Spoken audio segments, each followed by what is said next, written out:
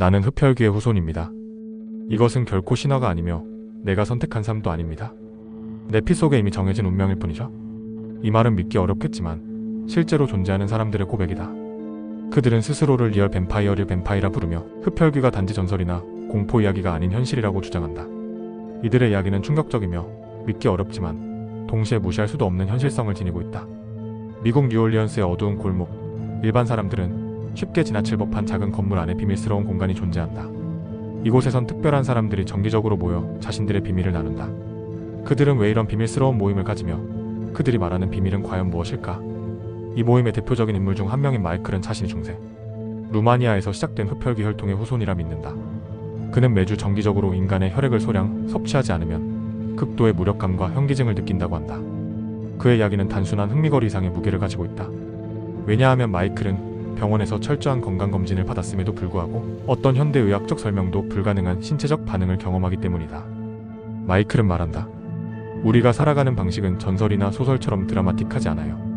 하지만 혈액을 마시지 않으면 점점 무기력해지고 정상적인 생활 자체가 어려워져요. 우리의 몸이 피를 요구합니다. 그의 옆에 있던 여성 캐서린 역시 자신을 바토리 가문의 직계 후손이라 밝힌다. 그녀는 역사상 가장 악명 높은 귀족 중 한 명인 엘리자베스 바토리의 후손이라고 주장한다. 16세기 헝가리의 잔혹한 팩작 부인은 아름다움을 유지하기 위해 수백 명의 젊은 여성들의 피를 사용했다는 전설로 유명하다. 캐서린은 그 가문의 비밀스러운 의식이 아직도 살아있으며 자신 역시 성인이 된 이후 집안의 전통에 따라 의식을 치렀다고 고백했다. 그녀는 말한다. 이 의식은 대대로 내려오는 것이며 그 과정에서 우리 몸속에 숨겨진 어떤 본능과 힘이 깨어납니다. 이들이 말하는 이야기는 결코 이들만의 것은 아니다. 독일 베를린에서도 유사한 커뮤니티가 존재한다.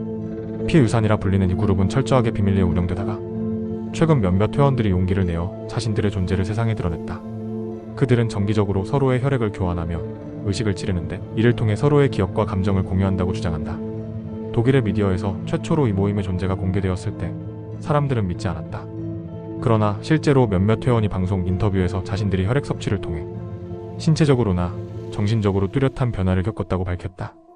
이들은 혈액을 통해 일종의 초자연적 연결감을 느끼며 혈액 교환 이후에는 상대방의 감정과 기억이 일부 전달된다고 믿고 있다. 이에 대해 영국의 한 심리학 연구팀이 실제 조사를 실시한 결과는 더욱 놀라웠다. 연구팀이 인터뷰하고 실험한 결과 혈액 섭취 후 이들은 신체적으로 뚜렷한 생리적 변화를 나타냈으며 이것이 단지 심리적 효과만으로는 설명하기 어려운 부분이 많다는 결론을 내렸다. 특정 호르몬과 신경 반응에서 유의미한 변화가 측정된 것이다. 미국 뉴욕에서 변호사로 일하는 데이비드는 또 다른 예시다. 낮에는 평범한 직장인으로 살아가지만 그는 밤이 되면 혈액을 조금이라도 섭취하지 않으면 집중력, 저하와 신체적 무기력을 경험한다고 고백했다. 그는 혈액 섭취를 단순한 괴상한 행위로 보는 사회적 편견에 반대하며 자신은 신화 속 괴물이 아니라 특이한 신체적 특성을 가진 인간의 한 형태라고 주장한다. 러시아의 상트페테르부르크에서는 더 오래된 기록이 존재한다. 19세기 러시아 귀족들은 핏빛 사교계라는 비밀스러운 모임을 만들었고 이곳에서 귀족들은 정기적으로 서로의 혈액을 나누어 마셨다. 이 모임의 목적은 명확하지 않으나 당시 귀족들 사이에서 혈액 섭취가 일종의 특별한 능력과 초인적인 생명력을 부여한다고 믿었다는 기록이 남아있다. 이 기록은 아직도 러시아의 국립문서보관소에 봉인되어 보관 중이다. 현대에 이르러 이러한 모임과 사람들이 공개되면서 과학자와 심리학자들은 이 현상에 대한 진지한 연구를 시작했다.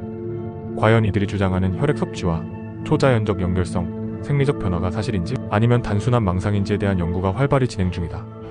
미국과 유럽의 일부 심리학 연구팀들은 이들을 대상으로 실제 실험을 진행하고 있으며 몇몇 사례에서 놀랍게도 혈액 섭취 후 실제 신체적, 정신적 변화를 확인하기도 했다. 이러한 연구 결과는 아직 대중적으로 알려지지 않았지만 학계 내부에서는 상당한 충격을 불러일으키고 있다. 이들의 존재가 단지 허구라고 무시하기엔 너무나 구체적인 증거와 경험이 있다. 이제 우리는 이들을 어떻게 받아들여야 할지 진지하게 고민해야 할 시점에 와 있다. 그들은 자신들이 특별한 존재임을 믿으며 흡혈귀의 핏줄을 가진 후손임을 증명하고 싶어한다. 어쩌면 흡혈귀 전설은 그저 상상이 아닌 실제 인간의 역사를 숨기고 있었던 것은 아닐까? 만약 그렇다면 이들이 진정 우리 사회에 받아들여질 수 있을까? 어쩌면 우리가 몰랐던 세계가 우리 곁에서 조용히 숨쉬고 있는지도 모른다. 숨겨진 핏줄, 흡혈귀 후손들의 충격적 고백. 전설은 이제 현실로 다가오고 있다.